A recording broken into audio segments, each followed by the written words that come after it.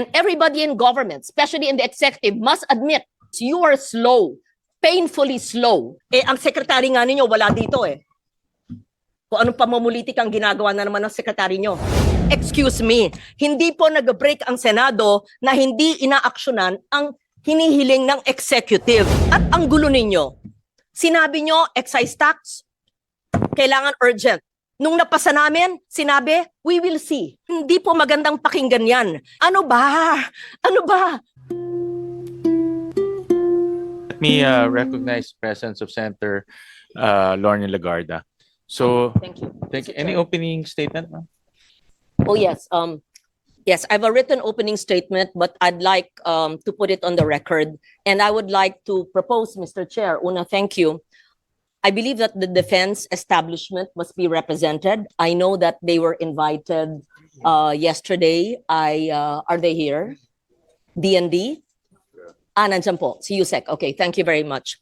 I would just like to put on the table, Mr. Chair, ang mga binabanggit po ng mga ahensya ng gobyerno, yung mga plano. Importante po, it is done in record time.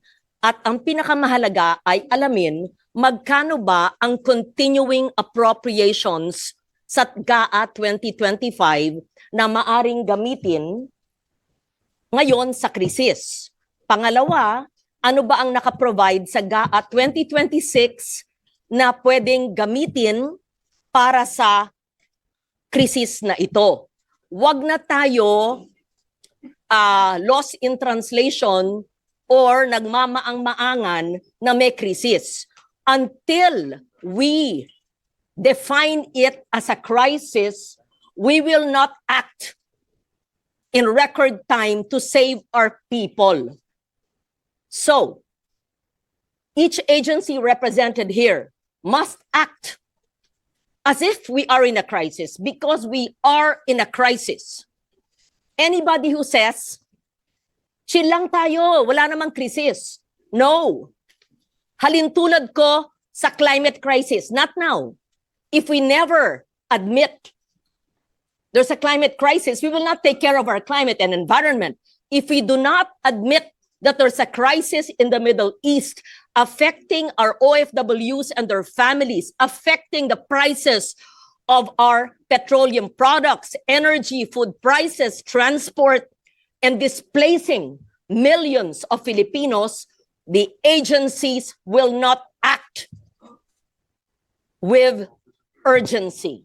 And so that is what I put on the table. And what I would like to hear, Mr. Chair, is magkano ang pondong available? Hindi promise hindi saro na walang NCA. From continuing appropriations in GAA 2025, and how much was appropriated? Because of course, we did not know there was going to be a crisis of soft, meaning assistance to fisher folks and farmers, contingency fund. The NDREAM fund can be used. Hindi naman yan lang sa bagyo. Yan ay pwede rin gamitin. But if we have appropriated it in GAA 2026, may pera na ba? And I know we don't have money yet, because even DPWH projects are all FLR. So DBM must explain that as well. So every agency, whether agriculture or DMW or DOE, DOLE, yes. How do we cushion the impact? I lay that as my premise, Mr. Chair, and you being the chairman of the Committee on Finance, because we can have all these PowerPoints, pero pag kumakalam ang tiyan ng mga mangingisda, ng mga drivers, ng mga sa transport sector, ng lahat, ang dating middle class ay ngayon lower class na at hirap. So gusto natin makita ang pag-translate ng mga PowerPoint na yan na ginawa sa mga air-condition na tanggapan into actual jobs created, actual food on the table of every affected Filipino family. And I will ask, I need to know the answer. Dapat to on the ground, on the ground. Hindi tayo parang budget hearing tapos prospective. Paliwanag ng DTI, paliwanag ng DA, paliwanag ng DOE, paliwanag ng DBM, ipaliwanag ng lahat kung paano at ilan ang mapapakain natin. Kamukha sinabi, 40,000 farmers and fisher folks ang matutulungan ng subsidiya. Alam naman ng expert natin sa agrikultura at fisheries, hindi lang 40,000.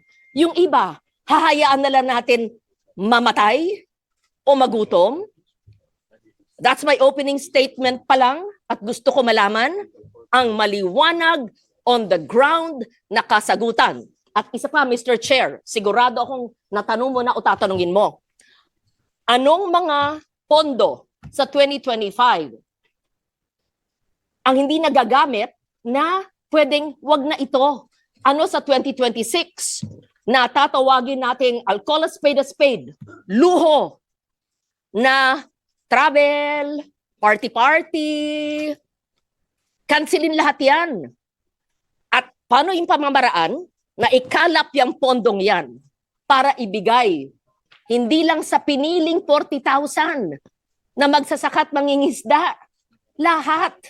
At lahat ng mga drivers, lahat ng mga apektado sa krisis na ito. And I bring it back to my first statement. We must first admit that there is a crisis for us, for all of us, to act with urgency. And we must admit that it can't be the usual way things are. And everybody in government, especially in the executive, must admit on regular times, you are slow, painfully slow. And the DBM knows this. And we know that because we've been doing the budget for decades now. Your utilization, your implementation is so slow, with the exception of some agencies like DSWD.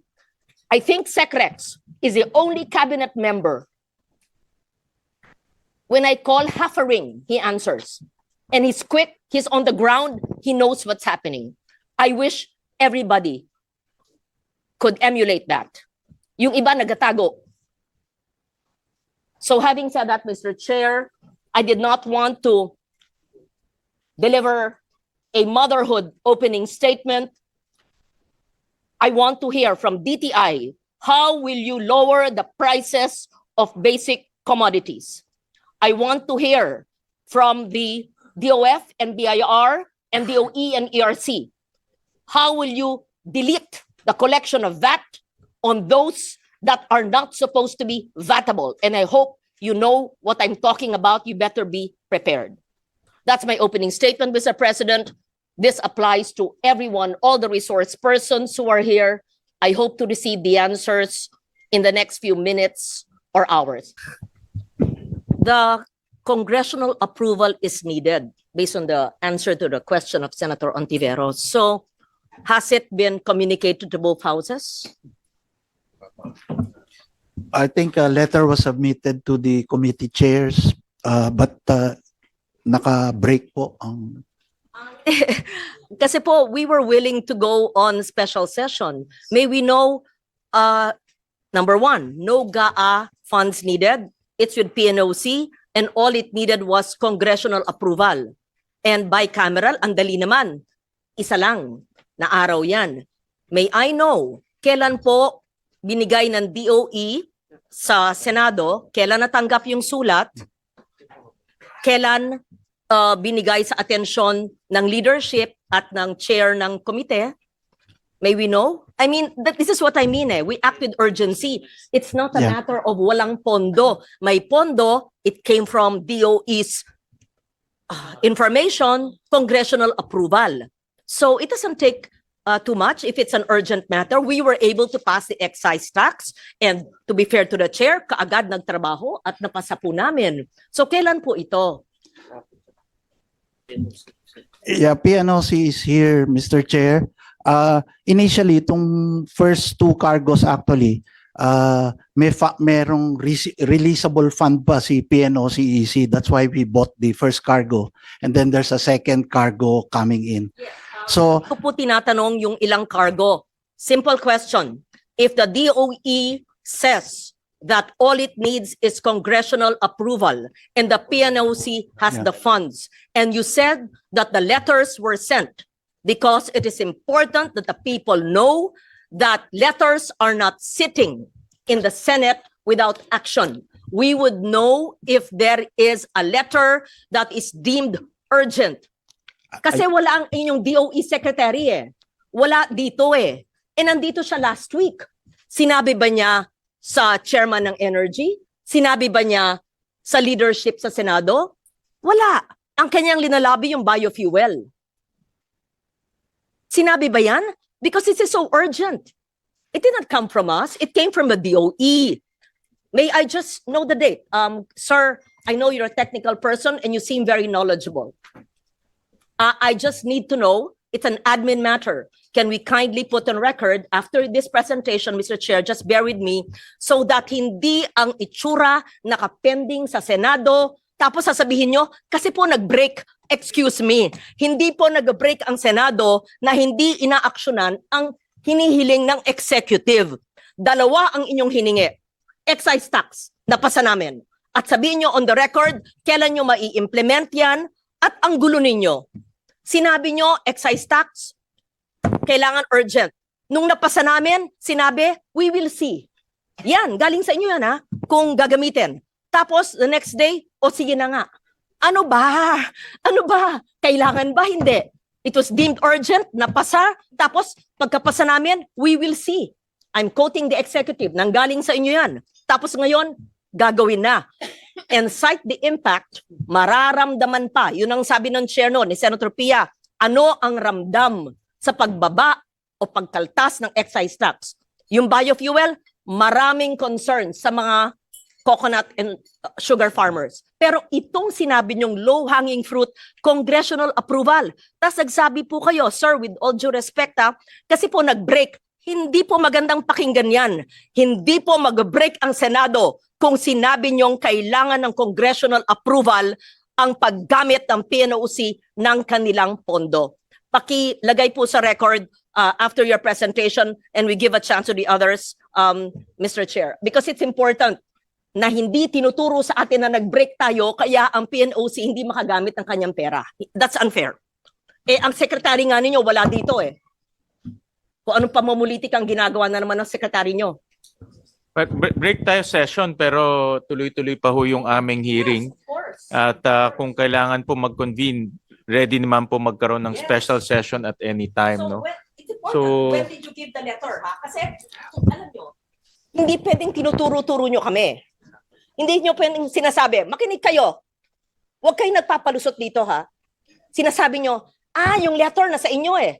Tapos nag-break kayo. Double jeopardy. Hindi pwede yun. Sorry, hindi po kami papayag nun. Kung alam po namin hindi kami mag-break, tama po ang chair. Tinan mo nga, mag-break. Gusto nyo Holy Week, magtrabaho tayo dito eh. Darating lahat ng secretary. Burn the midnight candle. Walang labasan sa kwarto hanggang hindi nakita ang pagtulong sa lahat ng tao. Pero wag niyong sasabihin na nag-break kami kaya hindi napasa yung hiniling ng DOE na congressional approval. Hindi po, sir. Hindi niyo kasalanan yon kasi wala ang inyong sekretarya. I can't think of anything more important than this hearing convened by the chair. And if the other cabinet members are here, why could the most important department not be present? Thank you, Mr. Chair. Mr. Chair, a quick intervention. Salamat kay Secretary Balisacan na makatotoo ang kanyang sinasabi. Kaya nga, paulit-ulit kami nagsasabi na kailangan makatotoo din ang inyong mga ginagawa sa gobyerno. My question is, ano po ang magiging opinion ninyo at ng economic team kung tanggalin ang VAT sa mga pagkain na basic commodities gaya ng delata, bigas wala eh, gulay wala, yung mga sa palengke wala naman. Let's say noodles at process, yung mga delata, hindi mga imported, yung mga mura. Kasi Sinabi nyo na syempre ang consumption, household consumption, maaapektuhan dahil sa pag-remit ng OFWs na will be less, and of course, mahal ang bilihin. Pero kung tanggalin nyo ang 12% VAT para mas mura ang bilihin sa lower income, at mababawi naman yan kasi bibilin yan ng pagkain. Yung mga binibili sa sari-sari store o sa palengke na napapatawan ng VAT. Kasi, for me, bakit may 12% VAT sa noodles at sa sardinas? 12% VAT din ang sa imported na mga bag na 100 or 200,000. It does not make sense. Sa basic commodities na kinakain ng lower income group ay hindi ba dapat hindi patawan ng 12% na VAT? Subukan natin sa panahon ng krisis at i-compute natin yung mawawala. Sasabihin na naman nyo, malaking mawawala. Gawin lang natin efficient ang gobyerno nakita naman natin ang laki-laki ng mga ninanakaw sa gobyerno sa pag-implement ng mga proyekto O di, tanggalin ang pagnanakaw o bawasan o edi yung systems loss o yung inefficiency ay i-improve, because it does not make sense to me that binibigyan natin ng 12% VAT ang luxury bags na hundreds of thousands, luxury goods and sin goods. Pero ang sardinas at noodles na mura ay may 12% VAT pa rin. Example, hanggang sa gamot, yung over-the-counter medicines, paracetamol. Yung 50 pesos, isang banig ng paracetamol, magiging 45. Sabi na, 5 piso lang yan. Pero malaking bagay yung 5 piso. Isang benda na 60 pesos, ang halaga magiging 54 pesos. So, just the over-the-counter basic meds and the goods na usually kinakain ng mabilisan. I leave that to NEDA, SEC, Balisakan. Alam kong sasabihin na naman ng DOF, nandyan kayo, aray. Pero sa panahon ng krisis, paano? Kasi yun ang gusto po namin makita. Ano ang agarang mararamdaman na gagawin? Kasi yung kaninang pinag-usapan ng excise tax, 30 days kailangan na 80 pesos mabibreach. 30 days. Hindi pa nga napipirmahan yung batas ni Presidente. So, ang tagal. Sabi nga ni Senrisa, 30 to 45 days yun ang sinabi ng chair. Ito, meron din nakahain na paano ka lang batas. Tapos sinabi din ni Senbam kanina, yung VAT isama natin. Kailangan meron tayong basket of good news na agarang aksyon. Idagdag ang VAT. I-implement kagad yung excise tax na pagtanggal. Tanggalin ang 12% sa mga pagkain na delata, iwanan sa sin items, iwanan ang luxury items. I just want to put that on the table. Thank you, Mr. Chair. Mr. Mr. Chair.